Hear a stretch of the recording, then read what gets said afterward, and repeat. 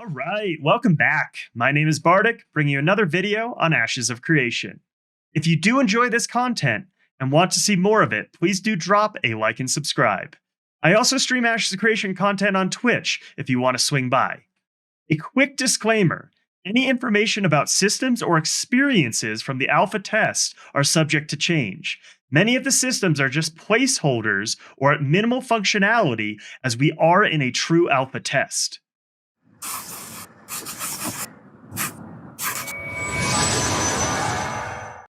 Today, we're talking about NDAs, specifically everything that has happened with Ashes of Creation over the past few months.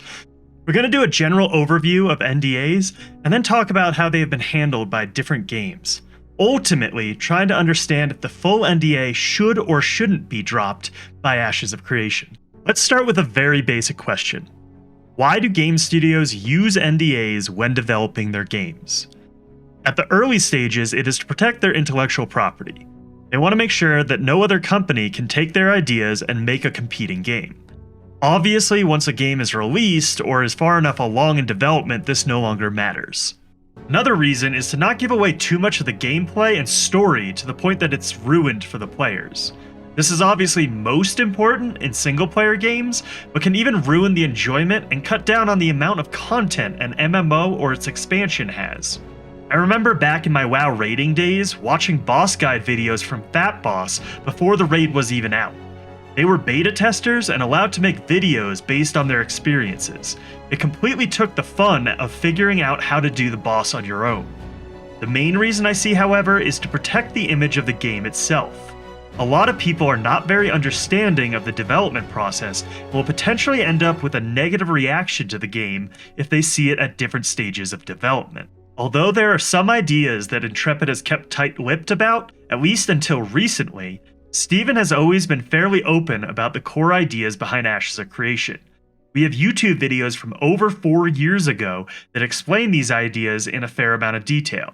I think this is because Steven is confident in his ideas and confident that Intrepid will be able to make a better product than anyone else. The other part is that this project is an absolutely massive undertaking. The system, scope, and server backend required to make this game work is something not easily replicated even by major studios. Some games have already taken some of Steven's ideas and tried to implement them with varied results, to say the least. We all know what I'm talking about, and this wouldn't be an Ashes of Creation video without a jab at New World. There is a reason for New World being such a hot topic right now.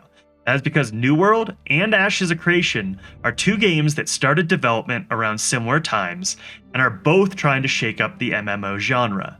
In recent years, only two types of MMOs have seen major success: theme park styles like World of Warcraft, ESO, and Final Fantasy XIV, and grindy Eastern MMOs with flashy combat like BDO. New World kept their development tight-lipped and behind closed doors. Their testers were under strict NDA, which is why it was a complete shock to everyone when they saw the game during the August 2020 preview. I don't know exactly what happened between inception and that test, but it was completely different from what I had first heard the initial concept was. I spent over an hour searching on Google before making this video, trying to find some of the initial trailers or articles about New World, because I remember them making claims that it was going to be a sandbox-style MMO mixed with a survival game and a strong focus on PvP. I also could have sworn they talked about players being able to shape the world and build up towns and go to war with other towns. Sound familiar? Now, I'm sure those articles are still probably out there somewhere, but it does seem as though Amazon has tried to bury them, which is something I hope Intrepid never does. Currently, all of their old content is readily available on their YouTube or their website. Now, opposite of this, in philosophy at least, is Ashes of Creation. They have preached open development and communication between Intrepid and their player base. So far, they have done an excellent job of this with monthly development streams and a very active community management team. And now we get into the true point of this video. Intrepid has promised an NDA-free development cycle starting with Alpha 1. Now obviously this has been pushed back multiple times. To be fair, they never said at what point in Alpha 1 we would get an NDA drop, but we went from an NDA drop starting on March 19th to a drop on May 14th, and now we are sitting at a drop happening on July 8th. This has obviously caused some frustration and debate within the community. I myself took time off work to make content based around the NDA drop. Confirmed my time off, and then about 4 hours later, the announcement came through that the NDA would be postponed. Obviously, I was frustrated, but I understand why it happened, and I knew I was taking a risk when I did it. Steven did ultimately make a surprise announcement that Intrepid would be dropping the verbal NDA on all past and future tests, which we will get into a little later. Let's break down the advantages and disadvantages of a full NDA drop. Let's start with the good. Intrepid would be able to keep to their philosophy of an open development cycle. It would also keep the community interested and involved, especially for those who can't or don't want to back Ashes of Creation at the $500 level to get access to Alpha 1.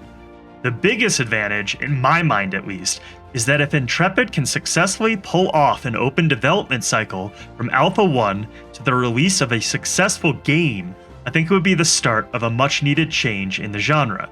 A change where an alpha test is actually an alpha test and not just a publicity and marketing ploy. A change where developers get their target market involved and listen to feedback, and a change where developers stop designing in-game systems around real money transactions. Obviously, this is not what most gamers want. Alright, and now the bad. First is the criticism that will surround another pushback. This game is a massive undertaking and we should expect delays. That doesn't mean it won't be met with negativity. As this is a true alpha test, many of the systems are placeholders and people don't seem to understand that. I've already seen so many people in the alpha test complain about things like the minimap not being detailed enough, or showing where all the monsters are located. Other complaints about quest markers not working or pointing to the wrong place. If these systems are seen by the masses, it could generate a lot of negative feedback because they do not understand what a true alpha is and why placeholders are there. The developers need to give us basic placeholder systems to keep us busy and in-game while they test more important systems. The current tests have been focused on making sure the backend is where it needs to be. They have been working on a lot of systems that have not been implemented into this build yet, and once the backend is working properly, they can start plugging these systems in. When a new system that's been plugged in starts to break the game, it's a lot easier to pinpoint exactly where the problem is. And yes, as many people have said, the combat does not feel great at the moment. Intrepid is very aware of this and will be implementing changes and taking feedback as they work on making this amazing. And now for the ugly. Tommy Lee Jones says it best. Well, why the big secret? People are smart. They can handle it. A person is smart. People are dumb, panicky, dangerous animals, and you know it. The internet and public relations are a fickle thing. Placeholder systems and in-game bugs are something that I actually think most people can deal with without crazy negative reactions. But if 100,000 people see Asmongold and other major content creators stream the alpha test, and they see what happened Friday of the weekend-long test, there would probably be massive amounts of negativity that would feed upon itself. On Friday, the servers were supposed to go live at 11 a.m., and it kept getting pushed back until they finally went live at 3 p.m. Now we were all shooting the shit and having a good time in Discord. The guild Wood was even born from a meme that happened during that time. Asmon's chat would probably just be a bunch of negativity. When the servers did go live, only about 30% of people could even log in. The rest got stuck on the loading screen of death. This was followed by some severe rubber banding in certain areas about an hour after the servers went up. Now this is all to be expected from an alpha test, and I was actually impressed by how quickly they got both of these issues fixed. But negativity breeds negativity, and probably would have resulted in damage to the reputation of the game and community surrounding it. So back to the question, should the NDA be lifted? At the moment, my answer is no. It is not ready until the backend is pretty much in place. Even after that, it is a risk, but I think between the positive impressions it has already made and the community surrounding it, the risk is manageable. Even if there is damage to the game itself, this game is funded and will survive. As long as Intrepid makes a good product, people will try it and play it at launch. I keep using Cyberpunk as an example because there was lots of negativity surrounding that game due to various problems, but people still bought it, still tried it, and granted, it was still super broken, so then they stopped playing it. Now let's finally talk about the Verbal NDA drop. Although it was a surprise to us, I am convinced that Intrepid had planned this as a possibility long before delaying the full NDA drop. This is absolutely genius.